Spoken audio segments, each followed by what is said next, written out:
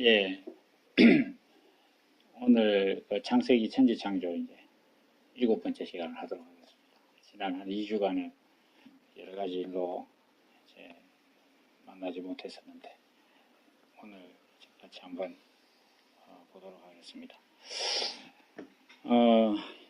우리 지금 진행하고 있는 건 이제 넷째 날입니다. 넷째 날인데 올해 지났으니까 넷째 날 부분을 다시 한번 읽어보겠습니다. 창세기 1장 14절에서부터 19절까지 하나님이 이르시되 하늘의 궁창에 광명체들이 있어 낮과 밤을 나뉘게 하시고 나뉘게 하고 그것들로 징조와 계절과 날과 해를 이루게 하라. 또 광명체들이 하늘의 궁창에 있어 땅을 비추라 하시니 그대로 되니라.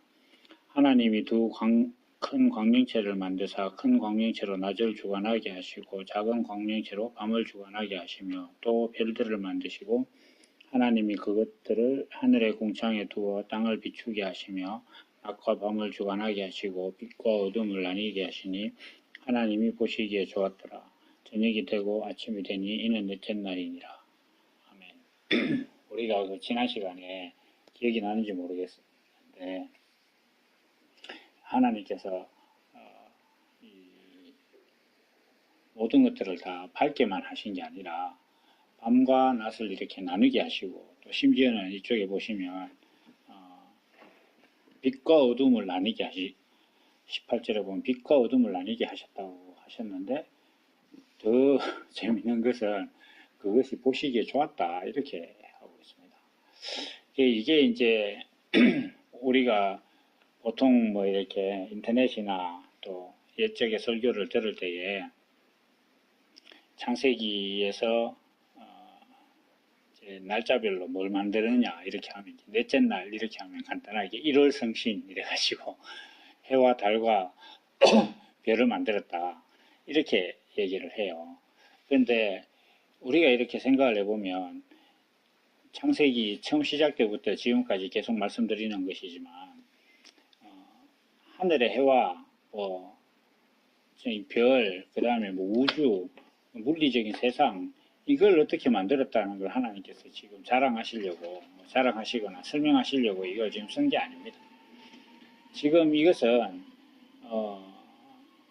한 사람에게 있어서 자기가 살면서 인지하는 모든 세계가 어떻게 하나님의 세계인지를 인지하는 그런 과정이에요. 그러니까 한 사람이 지금 우리가 살고 있는 세상이 하나님이 만든 세계라는 거, 태초에 하나님이 천지를 창조하셨다 하는 그 하나님의 세계, 이게 하나님의 세계라는 것은 하나님이 주권자고 하나님이 모든 것의 주인이다 이런 뜻이에요. 그러면 내가 살고 있는 세상 자체가 하나님이 주인이 되어가는 세상이라는 거예요. 그 과정이라는 거예요. 그러니까 하나님이 세상을 만드셨다 이렇게 이야기하면서 사람이 자기 뜻대로 살려고 하면 안 된다는 거죠. 그러니까 하나님이 만든 세상이라고 내가 인정하게 되는 과정이라는 거예요. 그러니까 세상을 하나님이 만드셨구나라고 인정하는 것 자체가 하나님께서 여기서 말씀하시는 나중에 아담을 만드시고 보시기에 좋았다 하셨던 것처럼 사람이 나오는 그 과정이 되는 거예요. 하나님이 보시기에 좋은 사람, 하나님이 만드시는 사람, 하나님이 사람이라고 인정하는 존재는 누구냐 이렇게 할 때 이 세계가 하나님의 세계라는 것을 인정하는 사람이 됐을 때 그때 이게 자기 안에 천지창조가 시작되는 거예요. 그러니까 뭐 지구에 달이 2개든 3개든 뭐 10개든 상관없어요. 사실은 그게 뭔 상관이에요. 그러니까 그게 한 개가 됐든 100개가 됐든 그 모든 것이 다 하나님께서 만드신 세상이고 또 살아가면서 우리가 겪게 되는 모든 일들이 하나님께서 주관하시는 것이다라는 것을 인정하게 되는 그게 하나님의 세계예요. 지금 태초에 하나님이 천지를 창조하셨다 이렇게 할 때 그 천지가 바로 그런 세상이다.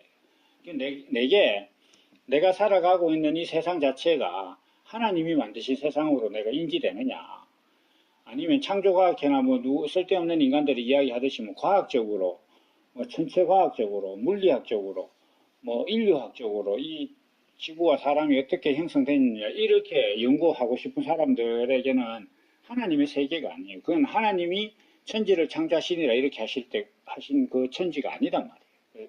그 사람들에게 있어서는. 그 사람들은 접근이 이미 틀렸기 때문에 그런 식으로 해서 아무리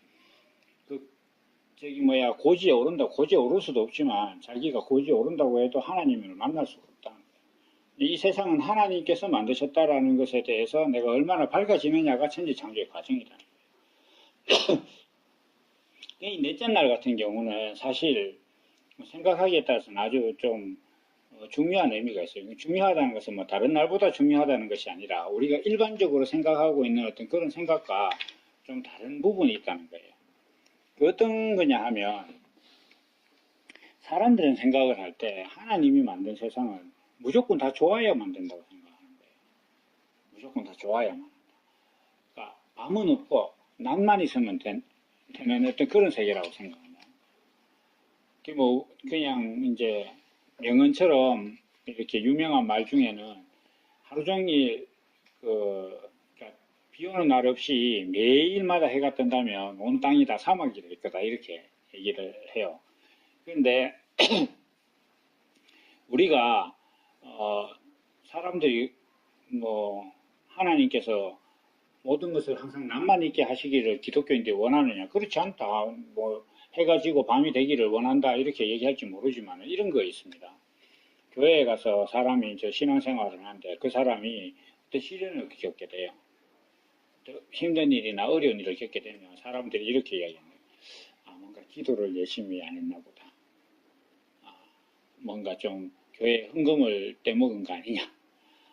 또 뭐 교회가 시키는 대로 뭔가 안 한 거 아니냐. 뭐 말씀대로 살지 않는 것 아니냐. 뭐 이런 식으로 사람들이 생각을 한다는 거예요. 그런데 그런 식으로 생각한다는 것 자체는 뭐냐 하면 사람에게 어떤 일이 일어났다는 것 자체를 부정하기 본다는 거예요.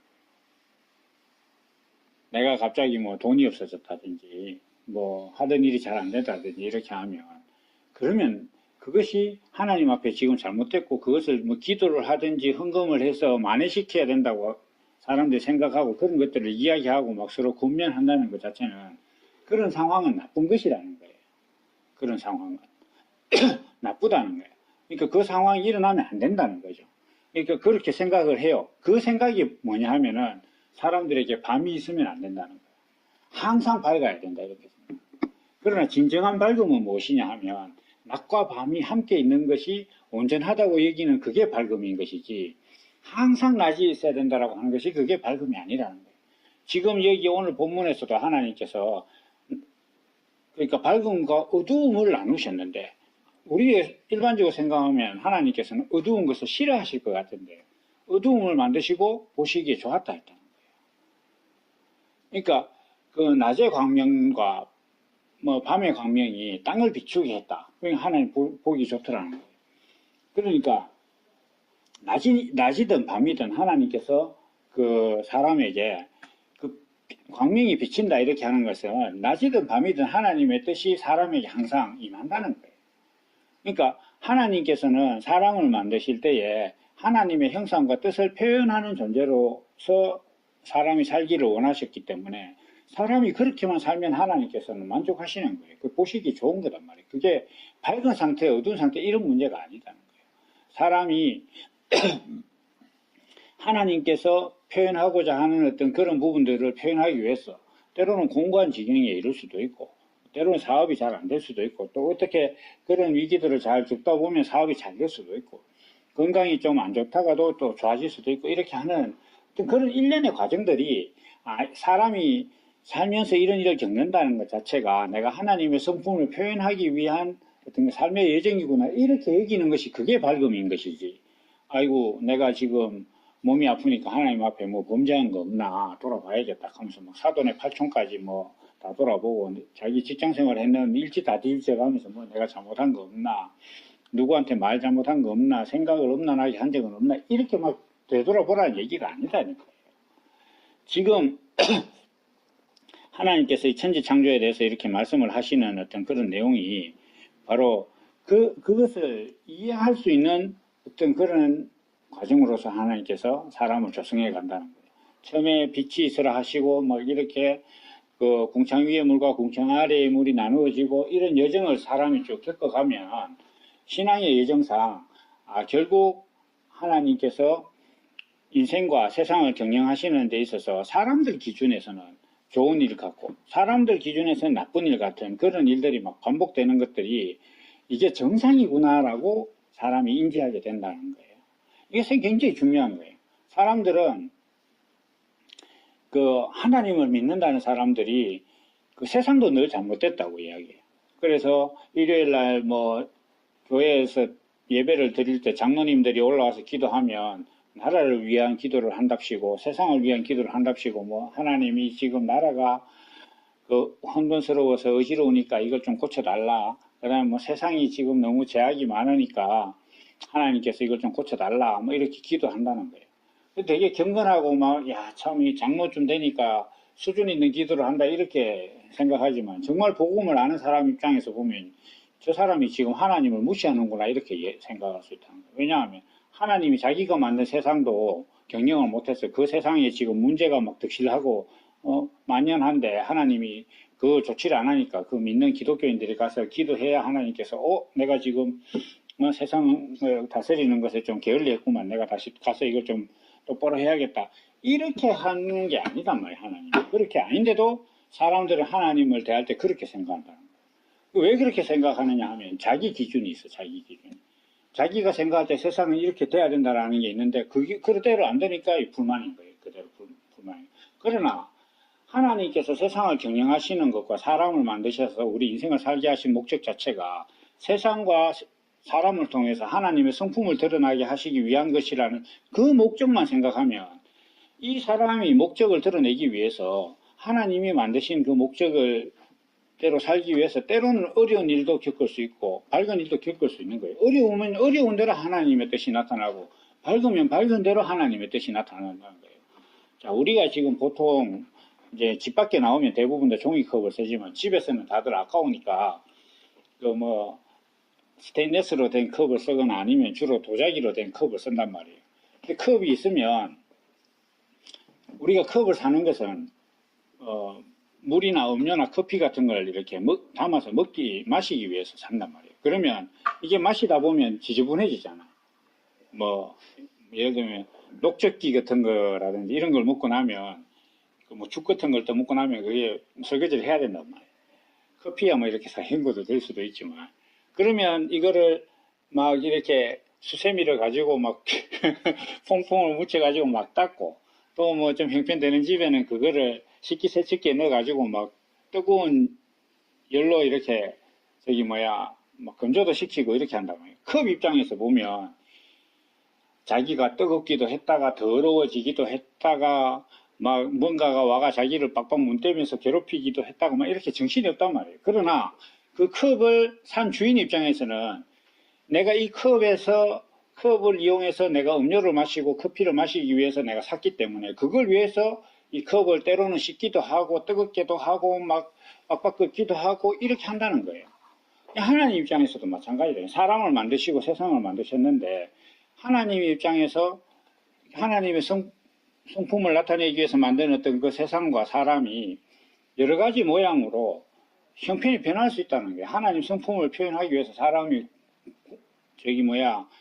그 궁핍에 처할 수도 있고 부유함에 처할 수도 있는데 몸이 연약할 수도 있고 건강할 수도 있고 옥에 갇힐 수도 있고 뭐 권세를 얻을 수도 있고 이렇단 말이에요. 그 어느 것 하나가 잘못된 게 아니다 이게. 그 어느 것 하나를 잘못된 걸로 보는 그 자체가 뭐냐 하면 선악과의 문제라는 거예요. 그게 사람의 문제이지.